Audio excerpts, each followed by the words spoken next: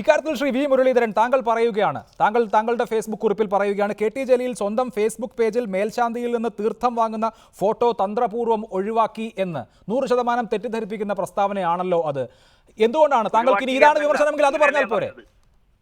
ഞാൻ പറഞ്ഞ നിരവധി കാര്യങ്ങൾ അല്ല, ഈ കാര്യം പറയൂ. ഞാൻ പറഞ്ഞ നിരവധി കാര്യങ്ങളുണ്ട്. ഞാൻ ഇതുവരെ പറഞ്ഞ കാര്യങ്ങളിലൊക്കെ താങ്കൾ എന്റെ വിശദീകരണത്തിൽ തൃപ്തനാണെങ്കിൽ അടുത്ത വിഷയത്തിലേക്ക്. അല്ല, ഈ വിഷയത്തിൽ എന്താണ് താങ്കളുടെ വിശദീകരണം? അല്ല, അതന്നെ ഞാൻ ഇപ്പൊ പറഞ്ഞത് ക്ലിയർ ആയോ? താങ്കൾ എന്തുകൊണ്ടാണ് വിമർശിച്ചത് എന്ന് താങ്കൾ വിശദീകരിച്ചു. തെറ്റാണ്.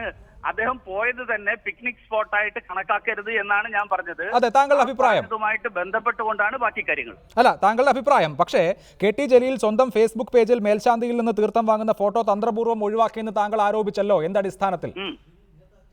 അതെ അതെ അതെ ഞാൻ നോക്കിയപ്പോ കാണാത്തതുകൊണ്ടാണ് ഞാനത് പറഞ്ഞത്. അതെന്താണ് കാണാത്തത്? ബാക്കി എല്ലാവർക്കും കാണുന്നുണ്ടല്ലോ.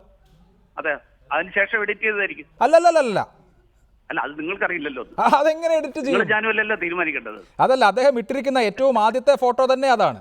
അത് തന്നെയെന്ന് അത് എഡിറ്റ് ചെയ്യുമ്പോൾ അതിന് ശേഷം വരല്ലോ. അല്ലാതെ താങ്കൾക്ക് അബദ്ധം പറ്റിയതല്ല. അല്ല, ഇനി അബദ്ധമാണെങ്കിൽ അബദ്ധമാണെന്ന് വെച്ചോ. അല്ല, ആ അബദ്ധം ഒരു നിസ്സാരമായ അബദ്ധമല്ല, വളരെ ഗുരുതരമായ ഒരു ആരോപണം ഉന്നയിക്കുകയാണ് ശ്രീ വി മുരളീധരൻ. വിഷയങ്ങളിൽ എന്റെ മകൻ ശരിയാണെന്ന് അംഗീകരിച്ചു. അല്ല, സംസ്ഥാനത്ത് മതസ്പർദ്ധ ഉണ്ടാക്കുന്ന തരത്തിലുള്ള വളരെ ഗുരുതരമായ ഒരു ആരോപണമാണ്, ചെറിയ അബദ്ധമല്ലല്ലോ. ഒരു മതസ്പർദ്ധയില്ല. കെ ടി ജലീൽ സ്വന്തം ഫേസ്ബുക്ക് പേജിൽ നിന്നും മേൽശാന്തിയിൽ നിന്ന് തീർത്ഥം വാങ്ങുന്ന ഫോട്ടോ തന്ത്രപൂർവ്വം ഒഴിവാക്കി എന്ന് പറയുമ്പോൾ അതിന് കൃത്യമായ അർത്ഥതലങ്ങളുണ്ട്. താങ്കൾക്ക് അബദ്ധം പറ്റിയതാണെങ്കിൽ അത് സമ്മതിക്കണ്ടേ? ഇത്തരം സംഭവങ്ങൾ അല്ല, താങ്കൾക്ക് അബദ്ധം പറ്റിയതാണെങ്കിൽ അത് സമ്മതിക്കണ്ടേ? വസ്തുതാപരമായ ഒരു തെറ്റ് സംഭവിച്ചാൽ തിരുത്തണ്ടേ? വസ്തുതാപരമായിട്ട് തെറ്റൊന്നും സംഭവിച്ചില്ല.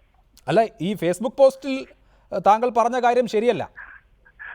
ശരിയല്ലെങ്കിൽ ശരിയല്ലെന്ന് പറഞ്ഞാൽ മതി, പ്രശ്നം തീർന്നല്ലോ. അപ്പൊ താങ്കൾ തിരുത്തണ്ടേ? താങ്കൾക്ക് ഇപ്പോൾ തിരുത്താനുള്ള ഒരു സുവർണാവസരമാണ് ശ്രീ വി മുരളീധരൻ.